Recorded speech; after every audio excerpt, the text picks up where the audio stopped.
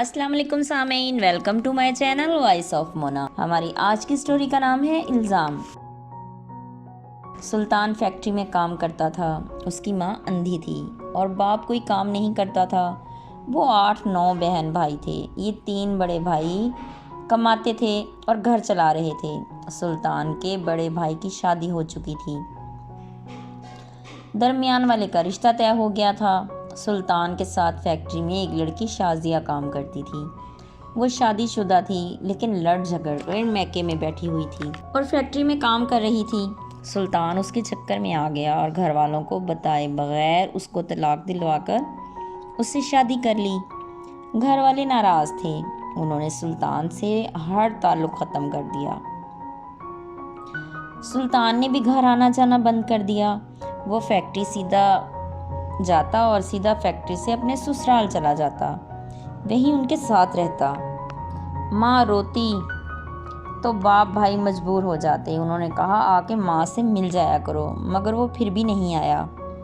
اس نے کہا میری بیوی کو گھر میں آنے کی اجازت ہوگی تو میں بھی آؤں گا، ورنہ میرا آپ سے کوئی تعلق نہیں، مجھے بھی آپ کی ضرورت نہیں۔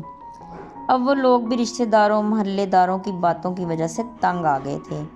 سلطان بھی بہت ضدی تھا۔ وہ بھی چاہتا تھا کہ اس کی بیوی کو گھر کی بہو سمجھا جائے۔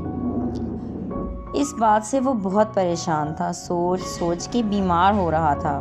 آخر سسرال والے بھی باتیں کرنے لگے کہ ہماری بیٹی کو وہ اچھا کیوں نہیں سمجھتے۔ وہ بولتا کہ وقت کے ساتھ سب صحیح ہو جائے گا۔ اس کی بیوی نے بھی لڑنا جھگڑنا شروع کر دیا۔ وہ ہر طرف سے باتیں سن رہا تھا۔ کام پر بھی توجہ نہیں تھی، وہاں سے بھی باتیں سننا پڑتی۔ وہ بہت دکھی ہو چکا تھا۔ اس کی صحت بھی خراب ہو رہی تھی۔ کوئی اس کو سمجھنے کی کوشش ہی نہیں کر رہا تھا۔ سب کو اپنی پڑی تھی۔ پھر وہ کام پر بھی صحیح توجہ نہیں دے پا رہا تھا۔ اب اس نے فیکٹری میں ہی رہنا شروع کر دیا، وہیں سو جاتا۔ کافی دن کے بعد وہ آج اپنے سسرال گیا۔ سب نے اسے برا بھلا کہا، کسی نے کھانا تک نہیں پوچھا۔ وہ بھوکا ہی سو گیا۔ صبح اٹھا تو دل بہت گھبرا رہا تھا۔ اٹھ کے خود پانی پیا اور وہ پانی پیتے ہی گر گیا۔ اسے ہسپتال لے گئے۔ وہاں ڈاکٹروں نے بی پی چیک کیا تو بہت لو تھا اور ساتھ ہی انہوں نے بتا دیا اسے ہارٹ اٹیک ہوا ہے۔ اسے گھر واپس لے آئے۔ کسی نے اس کے گھر فون کیا، وہ لوگ بھی پہنچ گئے۔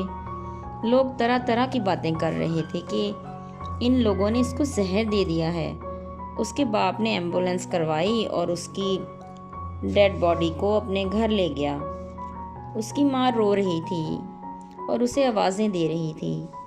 جب انسان زندہ ہوتا ہے تو اس کی کوئی قدر نہیں کرتا، اور جب مر جاتا ہے تو پھر سب رو رہے ہوتے ہیں۔ جیتے رہیے، خوش رہیے۔ ملتے ہیں اگلی کہانی کے ساتھ۔